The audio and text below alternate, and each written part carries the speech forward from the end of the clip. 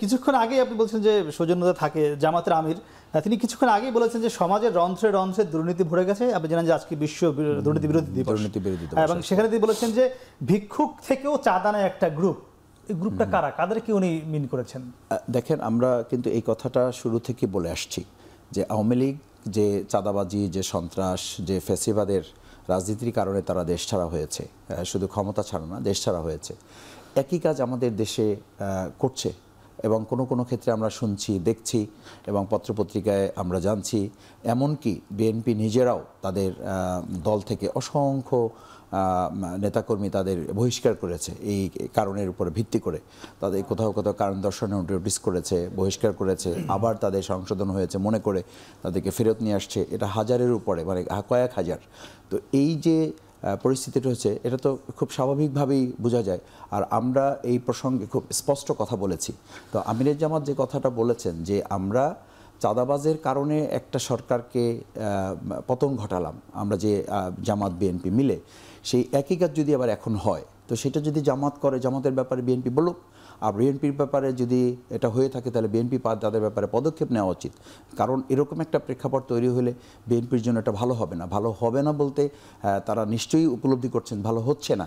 ভালো হচ্ছে না যে তারা নিশ্চয়ই খেয়াল করছেন যে যেসব এলাকাগুলোতে তাদের জনপ্রিয়তা একটা জায়গা ছিল, সেই জনপ্রিয়তা জরিপগুলো এখন আসতেছে, সেই জরিপে নিশ্চয়ই তারা উপলব্ধি করতে পারতেছেন যে ক্রমান্বয়ে ভোটের রেশিওটা কিন্তু জামাতের একটা সময় ছিল যে জায়গায়, সেই জায়গাটা থেকে এখন একটা সময় আমাদের থেকে একটা ভালো ব্যবধান ছিল, সেই জায়গাটা এখন বরং বলা হচ্ছে জরিপে যে জামাত ইসলামী এখন দলগতভাবে আমরা জনপ্রিয়তার শীর্ষে অবস্থান করছে।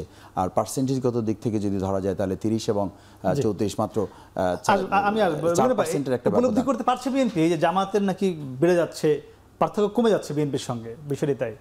দেখুন, প্রত্যেকটা জরিপেরই নানান রকম ফ্লস থাকে, সেগুলো নিয়ে আলোচনা হতে পারে। এবং জরিপ যে সবসময় ভোটের মাঠের চিত্রটা পুঙ্খানুপুঙ্খ রূপে তুলে ধরে, সেরকমটি নাও হতে পারে। যতক্ষণ পর্যন্ত বাংলাদেশে একটি সত্যিকারের নির্বাচন অনুষ্ঠিত না হচ্ছে, ততক্ষণ পর্যন্ত জরিপ নিয়ে আমরা আলোচনা করতে পারি।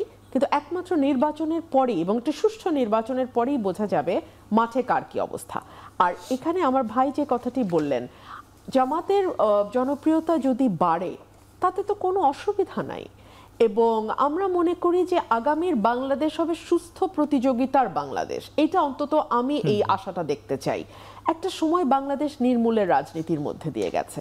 একটা সময়ে আমি জামাত ইসলামের উদাহরণই দিই, আমাদের শিবিরের ভাইরা বলতেও পারতেন না যে তারা শিবিরের সমর্থক, তাদেরকে বিভিন্নভাবে নির্যাতন করা হতো। ইভেন সংসদে দাঁড়িয়ে আমি আবরার ফাহাদ যখন হত্যাকাণ্ড ঘটে, তখন আমি বলেছিলাম, যখন একটা রব উঠলো যে আবরার ফাহাদ শিবির করে, তখন আমি বলেছিলাম যে এটা একটা ট্রেডিশন হয়ে দাঁড়িয়েছে যে give them a bad name and then kill it. So এই জায়গা থেকে তো বের হওয়ার একটা সুবর্ণ সুযোগ আমাদের হাতে এসছে, কেন সেটা আমরা কাজে লাগাবো না?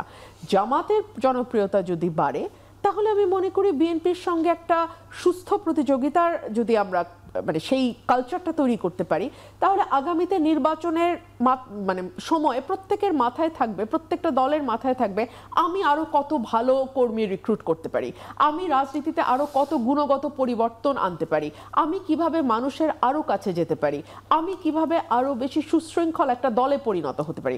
সো আমি এটাকে খুবই পজিটিভলি দেখি।